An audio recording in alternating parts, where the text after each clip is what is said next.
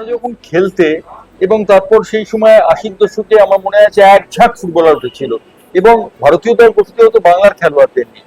আজকে সেই বাংলার খেলোয়াড়দের দূরবীন দিয়ে দেখতে হয়, অর্থাৎ ভারতীয় দলে বাংলার খেলোয়াড় নেই বললেই চলে। বাচ্চাদের যে পরিচালনা করা হচ্ছে মানে অযোগ্য লোকেদের দিয়ে বিভিন্ন ক্যাম্প ট্যাম্প এগুলো যেগুলো চলছে। ৭০ কিংবা ৮০ দশকে তুমি মোহনবাগানে খেলেছো, ইস্ট বেঙ্গলে খেলেছো, ভারতীয় দলেও খেলেছো ৮০ দশক। তা আমার কথা হচ্ছে সেই সময় কি তোমরা এই ধরনের কোচিং পেয়েছিলে? মাস্টারমশাইটাই যদি গ্রাউন্ড লেভেলে ভালো না পাওয়া যায় তাহলে সেইগুলো তো বেসিকটাই নষ্ট হয়ে যায়। ইদানিং কাল দেখা যাচ্ছে আইএসএল এ বিদেশি খেলোয়াড় এবং বিদেশি কোচের আধিক্য বেশি, এই সম্পর্কে তোমার বক্তব্য? যদি মনে করে যে আমরাই সব জানি তাহলে হবে না। সবার সাথে সবাই সাহায্য সেই যে কলকাতা লিগের ডার্বি হচ্ছে, কলকাতা ডার্বি খেলবে আন্ডার-23-এর ছেলে। আমি বললাম আগেকার ডার্বিতে খেলতে হচ্ছে দুটো টিমে ১৬ জন ইন্ডিয়া টিমের প্লেয়ার খেলতো। ৮-এর দশকে চুটিয়ে ফুটবল খেলেছেন এই ডিফেন্ডার। ৩টি বড় ক্লাবের জার্সি গায়ে গলিয়েছেন এই সুঠাম স্বাস্থ্যের অধিকারী সুদর্শন ফুটবলারটি। একটা সময় ভারতীয় দলে অপরিহার্য ছিলেন অমিত। কোনো কোচই তাঁকে দল থেকে বাদ দিতে পারেননি। ৮-এর দশকের শেষ দিকে একটা মরশুমে অমিত ভদ্রর নামের আগে হায়েস্ট পেড ফুটবলারের তকমাটি সেঁটে গিয়েছিল। বরাবরই মিতবাক বিনয়ী এই ফুটবলারটি প্রচারের আলো থেকে নিজেকে দূরে সরিয়ে রেখেছেন। তার পরিশীলিত ট্যাকল তাকে অন্য উচ্চতায় নিয়ে গিয়েছিল। তার পরিচ্ছন্ন ফুটবল ছিল নয়নভিরাম। একটা সময় বাংলার সন্তোষ ট্রফি দল হবে আর তাতে অমিত ভদ্র থাকবেন না, এমন ঘটনা ঘটতই না। কর্মজীবনে চাকরির সুউচ্চ চূড়ায় পৌঁছেও অমিত সমান বিনয়ী। এখন ছোটদের নিয়ে কাজ করেন দক্ষিণ ২৪ পরগনার সোনারপুরে। ছোটদের নিয়ে কাজ করলেও বড়দের ফুটবলে ভারতীয়দের ব্যর্থতা তাকে ব্যথিত করে। আজ নো ননসেন্স জেসির মুখোমুখি হয়ে অমিত ভদ্র উগরে দিলেন সেই না বলা কথাগুলো। শুনুন। নো ননসেন্স জেসির এই পর্বে আমরা এসেছি অমিত ভদ্রের কাছে। অমিত ভদ্র আজকে এসেছিলেন কলকাতা ক্রীড়া সাংবাদিক ক্লাবে সোনারপুর ইয়ং মেন্স জার্সি উপলক্ষে। আমরা অমিতকে পেয়ে গেলাম সেখানে। অমিত, তোমাকে স্বাগত জানাচ্ছি নো ননসেন্স জেসিতে। প্রথম কথা, তোমার ফুটবল খেলা সম্পর্কে ৩টে ক্লাবে খেলেছে, একটা বছর তুমি হাইস্ট পেড প্লেয়ার হয়েছিল। এই যে ৩টে ক্লাবে খেলা, তোমার ফুটবলের উত্থানটা কোথায়? আমার উত্থান অবশ্যই আমাদের হরিনাবি স্পোর্টিং ক্লাব বলে একটা ক্লাব আছে, সেখান থেকে আমার উত্থান। সেখান থেকে আমি অচ্যুত ব্যানার্জির ক্যাম্প, তারপর তালতলা ইনস্টিটিউট, তারপর বিএনআ, তারপর বড়টি। সচরাচর দেখা যায় যে খেলোয়াড়রা যারা নামি দলে খেলেছেন তারা প্রচারে আসেন, কিন্তু তুমি খানিকটা প্রচার বিমুখ। তুমি সেইভাবে প্রচারে কখনো আসোনি খেলোয়াড় জীবনে, না খেলোয়াড় জীবনের পরবর্তী পর্বে? কেন প্রচার অ্যাকচুয়ালি আমি চাই যে আমার প্রচারের থেকে আমায় যে দেখেছে, আমি যে দর্শকের মনের মধ্যে যে আমার খেলা দেখেছে, সে এ দেশে হোক বিদেশে হোক বা ইন্ডিয়া টিমের হয়ে হোক বাংলার হয়ে হোক, যে খেলা দেখেছে সেই সময় সে আনন্দ উপভোগ করেছে। সে যদি বেশি ভালো ফ্যান হয় তো সে অবভিয়াসলি আমায় মনে রেখেছে, এবং সেটাই আমার আননেসারি। যারা খেলা দেখেনি তার কাছে আমি অমিত ভদ্র বড় প্লেয়ার, দারুণ একটা টুপি মানে কিছু করে টুলে নিয়ে বড় প্লেয়ার, ওগুলোর কোনো আমি ভ্যালু খুঁজে পাই না। সেই জন্য মনে হয় না যে কিছু অপ্রয়োজনীয় প্রচারের দরকার আছে। তুমি দীর্ঘদিন ধরে ছোটদের নিয়ে কাজ করছো, ফুটবলারদের প্রশিক্ষণ। তোমার কি মনে হয় যে ভারতীয় ফুটবলের ভবিষ্যৎ এই ছোটরাই হবে? ভবিষ্যৎ না, ছোটরা তো সারা ভারতীয়, শুধু ফুটবলের না, ভারতীয় উন্নতির যে কোনো জায়গায়, তাতে বিজ্ঞান হোক, লেখাপড়া হোক, খেলাধুলো হোক, সবকিছুর আমাদের ভবিষ্যৎটাই তো মানে আমাদের ভবিষ্যৎটা তো বাচ্চাদের উপরেই ডিপেন্ড করতে হয়। ফলে এই বাচ্চাগুলোর বেসিক যে আইডিয়া, বাচ্চাগুলোকে মানে আপব্রিঙ্গিংটাই যদি রং হয়, সেটাই হয়ে যাচ্ছে ভারতবর্ষের সব জায়গায়, যে বাচ্চাদের যে পরিচালনা করা হচ্ছে মানে অযোগ্য লোকেদের দিয়ে বিভিন্ন ক্যাম্প ট্যাম্প এগুলো যেগুলো চলছে, বা ইনিশিয়ালি যদি মাস্টারমশাই ভালো না হয়, মাস্টারমশাইটাই যদি গ্রাউন্ড লেভেলে ভালো না পাওয়া যায়, তাহলে সেইগুলো তো বেসিকটাই নষ্ট হয়ে যায়। ফলে পরবর্তী জীবনে সেটাকে শোধরানো ডিফিকাল্ট হয়ে যায় পরবর্তী শিক্ষকের কাছে। সেই জন্য আমি চাই যে সারা ভারতবর্ষে এক ধরনের একটা uniform coaching plan, right, uniform coaching plan, বা এক ধরনের সিলেবাস, বা স্কুল লেভেলে এক ধরনের সিলেবাস হোক। ইউনিভার্সিটিতে একটা সারা ভারতবর্ষের একটা বড় মেজর টুর্নামেন্ট, যে টুর্নামেন্টকে আমরা গুরুত্ব দিই, সেখানেও একটা কলেজ লেভেল, স্কুল লেভেলে একটা থাকুক, সিলেবাস টাইপের থাকুক, বা একটা ইউনিফর্ম প্র্যাকটিস থাকুক, যাতে সব লোক বুঝতে পারে এই স্ট্যান্ডার্ড অব্দি করেছে। যেটা আমি সহজেই বুঝতে পারবে, যেটা ক্লাসে হয়। অনেক ছেলেকে 3 বই পড়ানো হয় না, 3 ছেলেকে ক্লাস 10 বই পড়ানো হয় না। সেরকম একটা ইউনিফর্ম যদি একটা প্র্যাকটিস শিডিউলও থাকে, তাহলে মনে হয় সারা দেশে পরবর্তীকালে যারা কোচেস হয়ে আসবে তাদের হ্যান্ডেল করতে সুবিধা হবে। 70 কিংবা 80 দশকে তুমি মোহনবাগানে খেলেছো, ইস্ট বেঙ্গলে খেলেছো, পাওয়ার সঙ্গে ভারতীয় দলেও খেলেছো 80 দশকে। তা আমার কথা হচ্ছে সেই সময় কি তোমরা এই ধরনের কোচিং পেয়েছিলে বা এই ধরনের ইউনিফর্ম কোচিং এর কোনো প্ল্যানিং? না না না, তখন ছিল, দেখো তখনকার সাথে এখন সেটা প্রায় আজ থেকে 40-50 বছর আগেকার ঘটনা, যখন 40 বছর আগে ঘটনা। আমি বলবো যে দেশ যখন উন্নতি হয়েছে তখন এত কিছু যোগাযোগ ব্যবস্থাই ছিল না। যদি হতো হয়তো বই কেনারও তখন লোকের ক্ষমতা হতো না। তুমি যদি মনে করো তখনকার দিনে আমরা বোধহয় আমার আমার উঁচু ক্লাসের সেকেন্ড হ্যান্ড বইটাই আমরা কিনতাম। হ্যাঁ, ফলে তখন ছিল না, কিন্তু এখন যখন সুযোগ আছে সেই সুযোগটাকে ইমপ্লিমেন্ট করা তো খুব একটা শক্ত ব্যাপার না। কিন্তু সেখানে দক্ষ প্রশাসক, গার্ডশালা প্রশাসক, সত্যি সত্যি ডিভোটি প্রশাসক যদি থাকে অবশ্যই হবে। তো এই যে ভারতীয় ফুটবল 187 নেমে গেছে এবং 133 হয়ে যেতে পারে, 33 হয়ে গেছে। 33 হয়ে গেছে এবং হংকং এর সঙ্গে তারা 1 গোলে পরাজিত হয়েছে। ভারতীয় ফুটবলের কি অবস্থা বলে তোমার মনে হয়? না, আমি ঠিক সংখ্যা দিয়ে আমি বিচার করতে চাইছি না। অবশ্যই সারা পৃথিবী যখন যেভাবে এগোচ্ছে, সেখানে ভারতের ফুটবলটা কেন, আমার হকি কোথা থেকে কোথায় চলে এলো, সেখানে ফুটবলের অসুবিধাটা কোথায়? হয়তো আমার কাছে এক কথায় উত্তর নেই, কিন্তু সেখানে ভারতীয় ফুটবলকে ঠিকভাবে পরিচালনা করলে বা ঠিকভাবে প্ল্যানিং করলে, সবকিছু করলে সবাই বিভিন্ন মত প্রকাশ করবে। সেই মত থেকে তো একটা এমন একটা জায়গায় পৌঁছানো যায়, সেটাকে একটা আমরা ট্রায়াল রান হিসেবে নিতেই পারি। যেমন অনেকেই বলে যে সারা দেশময় একটা টুর্নামেন্ট হওয়া উচিত সারা দেশে, সেই টুর্নামেন্ট থেকে আমরা যে কোনো আগের ওভার হতো, তাতে তো আমরা এফেক্ট পেয়েছি ভালো। আবার একবার ফিরিয়ে এনে দেখুন না 5 বছরের জন্য। আমরা তো সময় আমার মনে আছে সৈয়দ নাকি ট্রফি দিয়ে অসম শুরু হতো এবং শেষ হতো বটদলি ট্রফি দিয়ে, মাঝখানে অসংখ্য টুর্নামেন্ট। এখন কি সেই টুর্নামেন্ট গুলো? হ্যাঁ, আগে মানে নিজাম, নাজি, সাউথে গোটা 3-4 টুর্নামেন্ট হতো। আসামে 2টো, স্ট্যাফোর্ড হতো, আসামে 2টো হতো, উড়িষ্যায় হতো, কলিঙ্গ হতো, দলি রাজা টেম্পিতে মিডিয়াল লেভেলের টিমের জন্য হতো, গোভার্স হতো, দিল্লিতে 2টো হতো, ডিসিএম এবং ডিসিএম টুর্নামেন্ট। মানে তো একটা ভিন্ন লেভেলের ভিন্ন টিমের সাথে খেলার এক্সপিরিয়েন্স, যেটার জন্য বিদেশে গিয়ে প্র্যাকটিস করতে হয় না। বিদেশে গিয়ে প্র্যাকটিস আর ম্যাচের মধ্যে অনেক ডিফারেন্স আছে। ম্যাচ হচ্ছে ডু অর ডাই, প্র্যাকটিস হচ্ছে সামথিং এলস। সেগুলো হয়তো সেটাও ফ্রুটফুল এখন হবে কিনা হয়তো এই যুক্তি দিয়ে বুঝিয়ে দেবে, কিন্তু বেটার বোঝানোর আগে কিছু প্র্যাকটিক্যাল টেস্টগুলো করুক না। আইএফএ তো একটা সংস্থা, তারাই রিসার্চ করবে, তারাই করবে, আমরা কেন বলতে যাবো? তারা এমপ্লয়ি এমন ভাবে একটা, তার অফিস, তারা প্রফেশনালিজম দিয়ে তারাই সায়েন্টিস্ট রাখবে, তারাই রাখবে অ্যানালিটিক্স, সবকিছু তারাই রাখবে, তারাই বলে দেবে, এবং অ্যাটলিস্ট গুড রেজাল্ট না পেলে তাকে পরের বছর বের করে দেবে। র্যাঙ্কিং এ তুমি বিশ্বাস করো না, কিন্তু একটা সময় ভারতীয় দল 96 এ পৌঁছেছিল, সেই সময় উজবেকিস্তান এবং জর্ডান ভারতের পেছনে। 96 তো আরো আগে, কোথায় তুমি 8 নম্বরে ছিল। 96 আমরা 9-10 নম্বরে আমরা খেলেছি।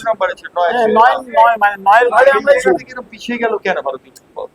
পিছিয়ে গেল, অন্যান্যরা উন্নতি করেছে। হয়তো ভারত হয়তো ধরো একই ফুটবল খেলছে, অন্যান্যরা এগিয়ে গেছে। অন্যান্য দেশ এগোতে পারলে আমরা এগোচ্ছি না।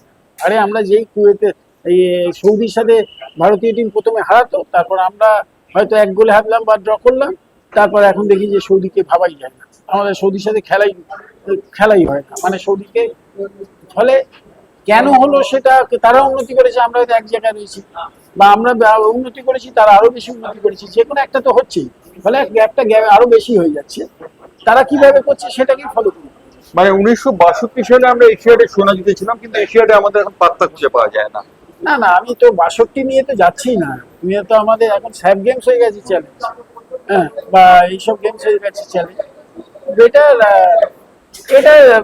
আইএফএ একটা ইনস্টিটিউট, এআইএফএ একটা ইনস্টিটিউট, তাদের পরিকল্পনা খুব স্বচ্ছ, এবং সেখানে দরকার হলে তারা বিভিন্ন সংস্থাকে দিক। কারণ এখন আমাদের মানে ভারতবর্ষের এখন হাইওয়ে পৃথিবীর শ্রেষ্ঠ হাইওয়ে। কারণ কি, এখানে ভারতবর্ষে আমরা সমস্ত কটা আইআইটি সাহায্য চেয়েছি। ফুটবলেও কি লাগে, ডাক্তারদের কাছে সাহায্য চাও, সংস্থার কাছে সাহায্য চাও, পরিচালক মন্ডলীর কাছে সাহায্য চাও, যে আপনারা গাইড করুন আমাদের কি পথ নিলে আমরা দক্ষিণ কোরিয়া একবার দায়ু মোটরকে এই সমস্ত ভারটা দিয়েছিল ফুটবলে এবং তারা ভালো ফল করেছে, তুমি কি সেরকম কিছু চাইছো? হ্যাঁ, আমার বক্তব্য যারা খুব এক্সপার্ট আছে, রামশ্যাম না, যারা খুব এক্সপার্ট একটা গ্রুপ করুক, তাদের একটা দায়িত্ব দিক, অনেস্টলি দায়িত্ব দিক, স্বচ্ছতা থাকুক, কি সাইন্টিফিক হলে হয় তাদের জন্য সবকিছু বসে দায়িত্ব দিক। ভারতবর্ষের রোড এখন হয়ে গেছে পৃথিবী, তো আমরা যেখানে ভাবতেই পারতাম না, পটকা ছাড়া করতে পারতাম না, এখন আমরা মানে উত্তর করছি আর কি, রকেট তৈরি করছি, আমরা চাঁদে যাচ্ছি। ফলে সাহায্য নিলেই হবে। আমরা এআইএফ এর যদি মনে করে যে আমরাই সব জানি, তাহলে হবে না। এআইএফ সবার সাথে সবাই সাহায্য মানে আমার সাহায্য চাইছি না। যেখানে সাইন্টিফিক, হ্যাঁ, এখানে তাদের একটা এআইএফ এর দেখার তো একটা আমাদের একটা শিডিউল আছে, একটা ভালো ক্যালেন্ডার দেখার তো, একটা ক্যালেন্ডার ম্যাচ করে। এআইএফএ কিন্তু এখন একজন ফুটবলার সভাপতি পদে রয়েছেন, কল্যাণ চৌবে। কল্যাণ চৌবে আছে, সবাই আছে, মিষ্টু আছে, এরা আছে। প্লেয়ার হিসেবে এরা ভালো, দারুণ কিছু করছে।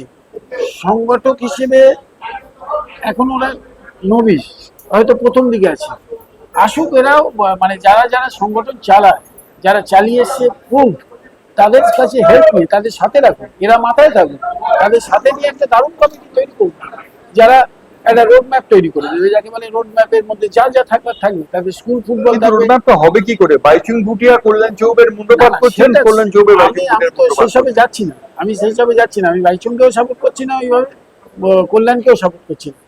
যেই আসবে, আমার বক্তব্যটা একটু অন্য, যেই আসবে তার জন্য একদম ক্লাস 1 থেকে স্কুলে এই ফুটবলই শেখানো হবে, এই ধরনেরই স্পোর্টস থাকবে, 2 এই থাকবে, 3 এই থাকবে, কোচিং ক্যাম্পে এই থাকবে, রেসিডেন্সিয়াল ক্যাম্পে এই থাকবে, এরকম একটা এই হচ্ছে সিলেবাস, এই স্কুল ফুটবলের সিলেবাস, এই শিডিউল, এইসব ক্যালেন্ডার তৈরি করুক। নিজেরা না পারে লোককে দিয়ে করাবে, নিজেরা পারবে না, আমি 100% শিওর নিজেরা পারবে না, কারণ তারা মানে যারা আজকে আমি যদি আমার কমিটি দিই, আমরা কমিটিরা নিজেরা কোনোদিন যে অফিসে চাকরি করেছি সেখানেই ফুল টাইম জব করি, যে অফিসে সই করে পালিয়ে এসেছি।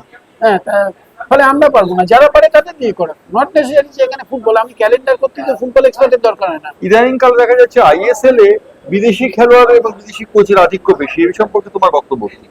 ওরা নিজেরা ঠিক করে নিয়েছে, 70-80 জন মিলে, আমরা একে অপরকে গাল দেবো না, আমরা এদেশটা ভালো পেয়ে গেছি, এদেশে আমরা 80-90 জন থেকে যাবো, ব্যাস, কেউ কাউকে গাল দেবো না। সেই জন্য আপনারা দেখছেন না কেউ, আর এজেন্ট যারা আছে তারা ঠিক করে নিয়েছে 5টা প্লেয়ার ভালো আছে, আমি 15টা প্লেয়ার, 5টা প্লেয়ার, একটা প্লেয়ারকে 3 জনকে করে ক্যারি করতে হবে, যেটা একসময় আমাদের দেশে যারা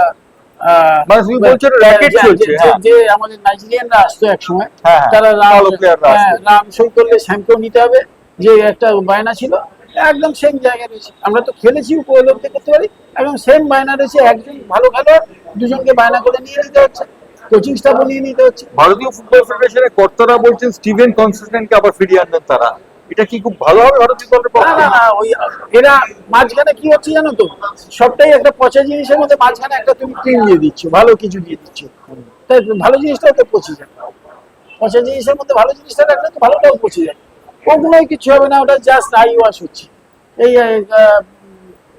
হঠাৎ একটা কোচটা তো ইস্যুই হচ্ছে না, হচ্ছে তো প্লেয়ারদের ইস্যু, শিডিউলের ইস্যু, প্লেয়ার অ্যাভেলেবেল না। এখন হচ্ছে এই যে কলকাতা লিগের ডার্বি হচ্ছে, কলকাতা ডার্বি খেলবে আন্ডার-23 ছেলে, আমি বললাম আগেকার ডার্বিতে খেলতে হচ্ছে 2টো টিমে 16 জন ইন্ডিয়া টিমের প্লেয়ার খেলতো, আর কারেন্ট প্লেয়ার খেলতো 8 জন, কমপক্ষে 4-8 জন তো কমপক্ষে কারেন্ট প্লেয়ার খেলতো ডার্বিতে, একদম ইন্ডিয়া টিমের প্লেয়ার খেলতো। তা সেই ডার্বি আর এটা এক হতে পারে? এই যে তুমি যেটা বলছো যে আইএফএ তে ভূমিপুত্রের ব্যবস্থাটা করেছে, যে ভূমিপুত্র ছাড়া খেলা যাবে না, 6 জন ভূমিপুত্র, একটা 5-6 নিয়ে একটা দ্বন্দ্ব হয়ে গেল, গভর্নমেন্ট বললো 6 এবং আলটিমেটলি 6 জন ভূমিপুত্র। এই ভূমিপুত্রের ব্যাপারটা কি বলে তুমি মনে করছো? ঠিক আছে, ভূমিপুত্ররা যেহেতু আমরা পিছিয়ে পড়েছি বলে এখন ভূমিপুত্ররাও চ্যালেঞ্জের মুখে পড়ে গেছে, তারা মানে বিলুপ্তির পথে বলে না, সেই হয়তো চলে গেছে বলে সংখ্যা বাড়িয়েছে, সেটা খারাপ হয়নি, ভালোই হয়েছে, তাতে সেটা সংখ্যা বাড়িয়েছে। যখন ভূমিপুত্ররা ম্যাচিওর হয়ে যাবে তখন হয়তো আর ভূমিপুত্রের এই ইস্যুটা থাকবে, আমরা পাঞ্জাব আসুক, কেরল আসুক, মণিপুর আসুক, আমরাই লড়ে নেবো, সে এসে বসে থাকবে, লড়াই করে সে এসে বসে থাকবে। বাইরে থেকে এমন একটা জায়গায় পৌঁছবো, আমরা যেহেতু এখন এই মুহূর্তে নিচের জায়গায় আছি, সেইখানে ইনিশিয়াল সাপোর্টটার দরকার আছে, ভালোই হয়েছে। ভূমিপুত্র সংখ্যা বাড়লে ক্ষতি হচ্ছে না, ভালোই হয়েছে। আমরা যখন সাবলীল হয়ে যাব, তখন আমরা মণিপুরের ছেলেরা ভয় আসতে পারবে না, বা অন্যান্য স্টেটের ছেলেরা ভয় আসবে না, বেঙ্গলে গেলে চান্স পাবে। সেই স্টেজে পৌঁছে যাবো, পৌঁছে গেলে তখন এই আর ইস্যুটা থাকবে। তো তোমরা যখন খেলতে এবং তারপর সেই সময় 80-র দশকে আমার মনে আছে এক ঝাঁক ফুটবলার উঠেছিল এবং ভারতীয় দল গঠিত হতো বাংলার খেলোয়াড়দের নিয়ে। আজকে সেই বাংলার খেলোয়াড়দের দূরবীন দিয়ে দেখতে হয়, অর্থাৎ ভারতীয় দলে বাংলার খেলোয়াড় নেই বললেই চলে। এই অবস্থাটা কেন হচ্ছে? না, কেন রিজন এক কথায় বলাও যাবে না, বা কেন রিজন আমি পুরোটাও হয়তো জানি না। কেন রিজন আমার মনে হচ্ছে, কেন রিজন ছেলেদের খেলতে হবে, আরো বেশি সংখ্যায় খেলতে হবে, আর একটু এটা জেনেটিক্যাল। ফুটবল একটা অনেক বড় ব্যাপার, ফুটবল একটা সোসাইটির উপর ডিপেন্ড। ফুটবল খেলা শুধু আমি ভালো ফুটবল খেলতে দুম করে সেখান থেকে হয় না। আমরা স্ল্যাম এরিয়া থেকে একটা ফুটবলার হয়তো আসে, কিন্তু সেই স্ল্যাম এরিয়া হলো সেই দেশটার কালচারটাই একটা ডিফারেন্ট হতে পারে। সেই দেশটার কালচারটা সবকিছুর উপর ফুটবল নির্ভর করে। সেটা এটা এক কথার ব্যাপার না, এটার মধ্যে অনেকগুলো রিজন আছে, অনেক রিজন আছে। হয়তো আমি একটা দুটো মনে হয়েছে, আরো একটা আরেকজনের কাছে জিজ্ঞেস করলে আরো তার কাছে 4টি মনে হবে। তবে এইগুলোর জন্যই তো আমি বলছি, যাদের এক্সপার্ট আমি, তারা বিশ্লেষণ করে। দেখো, প্রাক্তন ফুটবলারদের তো আনা যায়, কিন্তু প্রাক্তন ফুটবলার নিজেদের মধ্যে একতা কোথায়? দেখা যায় যে প্রাক্তন ফুটবলার নিজেদের মধ্যে ঝগড়া করছে। না, প্রাক্তন ফুটবলার সে ফুটবলে এক্সপার্ট, ফুটবলে এক্সপার্ট, বাট প্রাক্তন ফুটবলার মানেই তো সে ম্যানেজমেন্ট এক্সপার্ট নয়। নট ম্যানেজমেন্ট, নট এখানে ম্যানেজমেন্ট লাগে, ডাক্তারি লাগে, সবকিছুই লাগে, মনস্তত্ত্ব লাগে, সবকিছুতে তো মনস্তত্ত্ব একটা খুব বড় ব্যাপার। তাই সেই ব্যাপারে তো প্রাক্তন প্লেয়ার এক্সপার্ট না। ফলে সবসময় প্রাক্তন প্লেয়াররাই যে জায়গায় ঘোরা দিতে তো কোনো মানে নেই। প্রাক্তন প্লেয়াররা কেন সব জায়গায় চান্স পায়? তো অমিত, এই যে তুমি এই কথাগুলো বলছো, কথাগুলো শুনতে খুব ভালো, কিন্তু ইমপ্লিমেন্ট করবে কে? কারণ আমার মনে আছে 1984 সালে না, এই কথাগুলো তো ঠিক আছে জনগণের জন্য বলা এবং অ্যাডমিনিস্ট্রেটরকে বলা যে ইমপ্লিমেন্ট করতে হলে আপনারা করুন, আমাদের তো আর ক্ষমতা নেই ইমপ্লিমেন্ট করার। তুমি আইআইটির হাতে দিয়ে দাও, তারা বিশ্লেষণ করুন। তুমি অন্যান্য যে কোনো এগুলো রিলেটেড আমাদের যেসব ইনস্টিটিউটগুলো আছে তাদের দিক, এখন প্রফেশনাল সবকিছু পাওয়া যায়।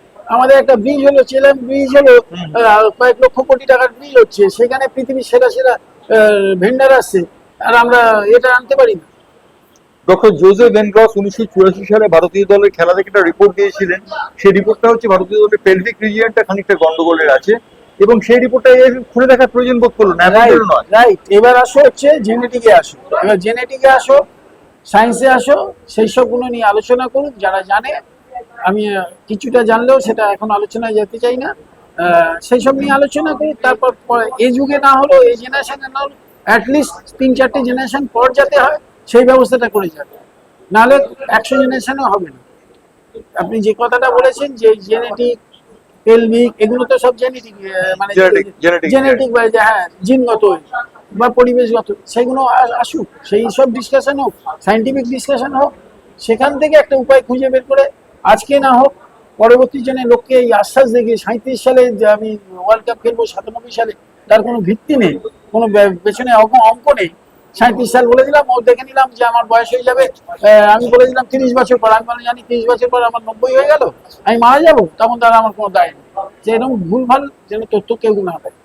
আমরা অমিত ভট্টর সাথে কথা বললাম, কথা বলে জানতে পারলাম যে ফুটবলে একটা ইউনিফর্মিটি আসা দরকার, এবং ফুটবল কোচিং এ যে জেনেটিক ইঞ্জিনিয়ারিং রয়েছে, সত্যি কথা বলতে কি চীন যদি 6 ফিট 7 ইঞ্চির খেলোয়াড় তৈরি করতে পারে, আমরা পারি না কেন? এই বিষয়টি অনুসন্ধানের প্রয়োজন রয়েছে। আমরা সেই বিষয়ে কথা বললাম অমিত ভট্টর সঙ্গে। অমিত, ধন্যবাদ। Thank you.